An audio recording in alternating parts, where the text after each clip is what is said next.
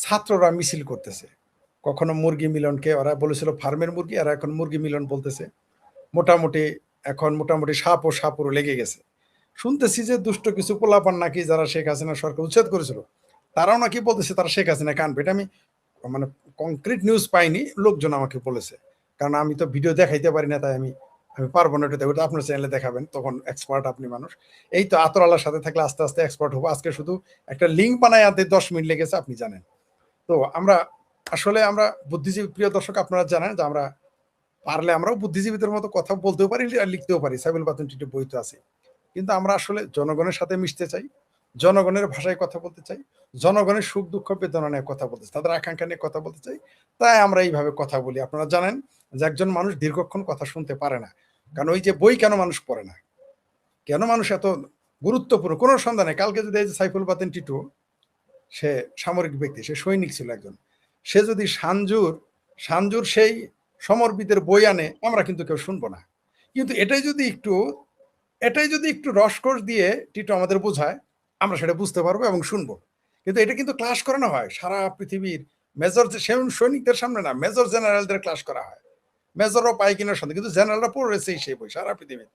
তো টিটু যদি আমাদের ওইটা বোঝায়, আমি পড়াই বুঝাইলে বুঝবেন না, কিন্তু টিটু যদি নিয়ে আসে আপনারা সেটা বুঝবেন। তো এইরকম শুধু আপনি যেমন অনেক ভালো মাস্টার আছে, উনি কিন্তু ভালো ছাত্র ছাড়া পড়াইতে পারেন। যেমন আমাদের একজন শিক্ষক ছিলেন রবি স্যার, ভালো ছাত্র, তার কাছে খুব ভালো পড়াইতে পারেন উনি। কিন্তু আমরা যারা সাধারণ মানে তারা যাইতেই ভয় পাইতাম, তার কথা বুঝতাম না। আপনি জানেন যেমন মুজাহিদুল ইসলাম সেলিম, বামপন্থী কমিউনিস্টদের আপনি চিনেন তাকে, তার বক্তব্য কিন্তু সবাই বুঝে না। তিনি যখন বক্তব্য দেন লোক হবে, সর্বোচ্চ লোক হবে 50 জন।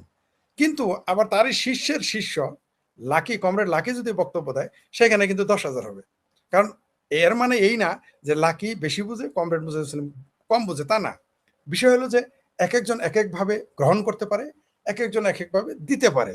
ঠিক যেমন প্রেমের প্রস্তাব মনে করেন, এই যে টিটু টিটু তারপর আসাদ নূর, আসিফ মহিউদ্দিন হিরোর মতো, কিন্তু প্রেম কিন্তু আমি জীবনে এদের কাছে কম করি নাই। সেটি হচ্ছে আসলে বাংলাদেশের শিক্ষা ব্যবস্থা যে কখনো খুব আহামরি ধরনের কোনো শিক্ষা ব্যবস্থা ছিল না, সেটা আপনিও জানেন, আমিও জানি।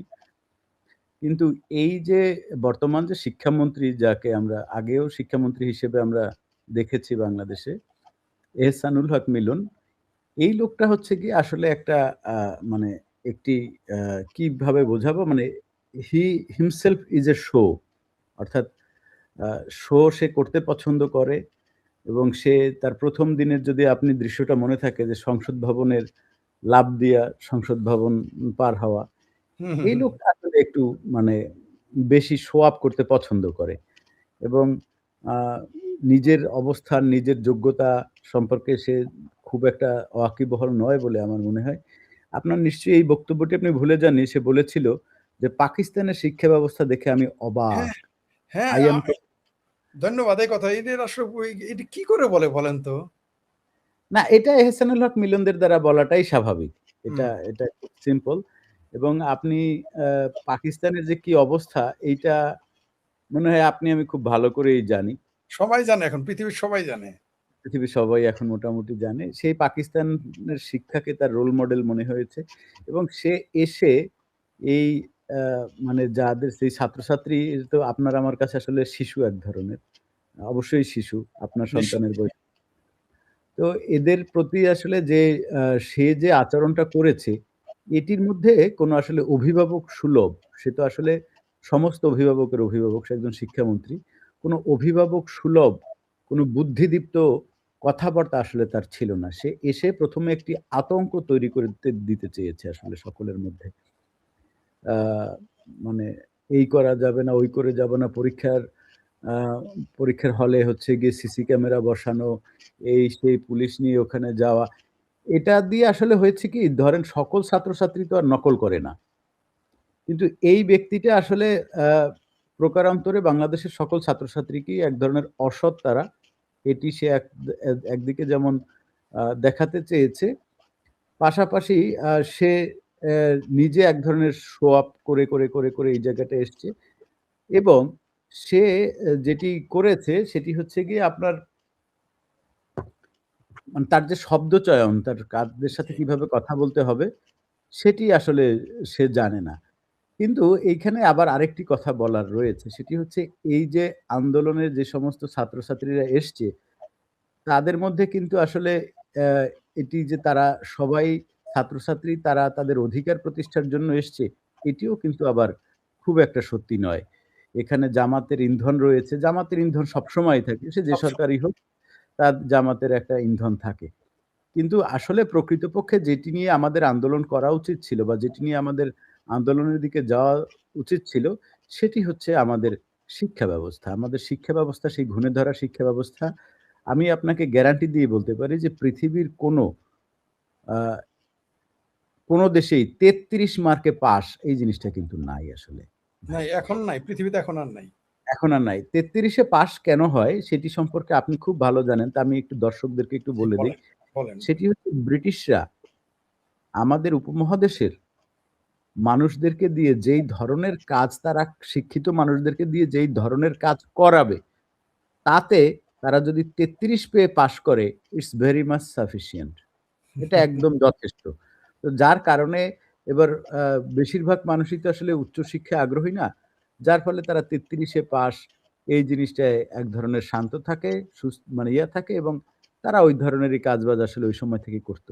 কিন্তু ব্রিটিশরা আজকে গিয়েছে অ্যা কত স ৭৬-৭৭ বছর হয়ে গেছে। এখন পর্যন্ত আমরা আসলে ওই জায়গা থেকে বের হতে পারিনি এবং এখন পর্যন্ত আমাদের শিক্ষা ব্যবস্থাটা একটি দাসত্বমূলক শিক্ষা ব্যবস্থার মধ্য দিয়ে যাচ্ছে আসলে। নিঃসন্দেহে। দাস তৈরি করার একটি শিক্ষা, দাস তৈরি করার একটি কল হচ্ছে গিয়ে স্কুল, কলেজ, বিশ্ববিদ্যালয়। এবং আপনি দেখবেন যে আমাদের শিক্ষা ব্যবস্থাটা এমন করা হয়েছে যে আ ছাত্রছাত্রীরা কে কত ভালো চাকরি পাবে সেই কারণে আসলে তারা পড়াশোনা পড়ালেখা। করে। হ্যাঁ, তারা যে আসলে শিক্ষা ধরেন কথার কথা একটা লোক সমাজবিজ্ঞানে অনার্স করেছে। সমাজবিজ্ঞানে অনার্স করে সে একজন ভালো গায়ক হতে পারবে। এই চিন্তা কিন্তু কেউ করে না।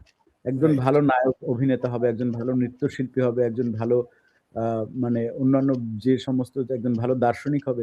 এই ধরনের চিন্তাভাবনা আসলে আমাদের জাতিগোষ্ঠীকে আমরা ভাবাইতেই পারি নাই। আমরা এই চিন্তাটাই করতে পারি নাই। কিন্তু আমি যেটা বলতে চাই আপনার কথাটা সংক্ষিপ্ত যে এক লাইনে কথা বলে আমি শেষ করব। সেটি হচ্ছে এই শিক্ষামন্ত্রী যে আসলে যার কারণে এই আন্দোলনটা হচ্ছে, সেও যেমন হচ্ছে গিয়ে একটা মানে আ কি বলবো আমি আপনাকে টয়লেটের পচা গুয়ের মতো। আর হু, যারা হু। আন্দোলন করছে তারাও টয়লেটের পচা গু, তারাও জানে না আসলে তারা কিসের জন্য আন্দোলন করছে। তো সুতরাং এটা আপনি একটি লেজে গোবরের প্রজেক্ট বলতে পারেন ফরিদ ভাই। লেজে গোবরের ব্যাপার। সুন্দর কথা বলেছেন। আপনার কাছে ছোট্ট একটা প্রশ্ন দিয়ে রাখতে চাই। কিছু রেখেছি। এ অনেক আসলে মানে ওই যে কালকে আমরা ওইদিন আলোচনা করলাম না যে কোন বিষয় নিয়ে আলোচনা করব। প্রতি ২৪ ঘন্টায় ২৪ টা ঘটনা আসে। কোনটা বেশি। ছেড়ে কোনটা নিয়ে আলোচনা করি।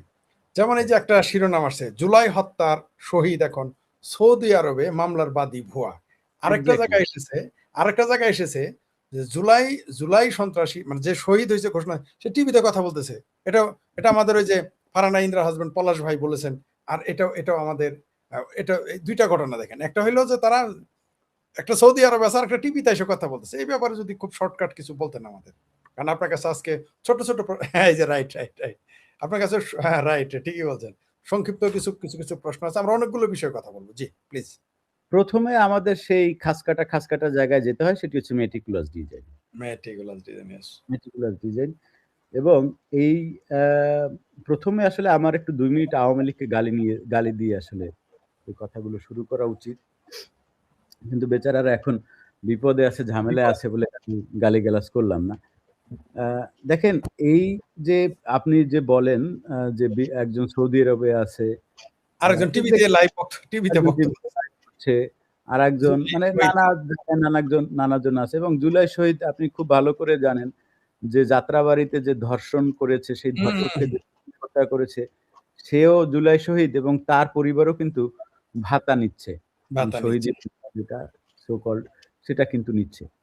তো এখন আ এইটা হচ্ছে গিয়ে একটি বিজনেস এবং সেই মেটিকুলাস বিজনেসেরই একটা অংশ। মেটিকুলাস ডিজাইন বিজনেস তারই একটি অংশ যেটি আপনি বললেন সেটি একটি ছোট্ট অংশ।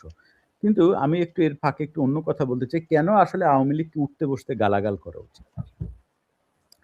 সেটি হচ্ছে দেখেন এই যে জাতিসংঘের থেকে বলে যে ১৪০০ লোক মারা গেছে, অমুক গেছে। আবার আমরা সেই সরকারের কাছেই শুনেছি যে 840 জন লোক 40 মারা জন। গেছে।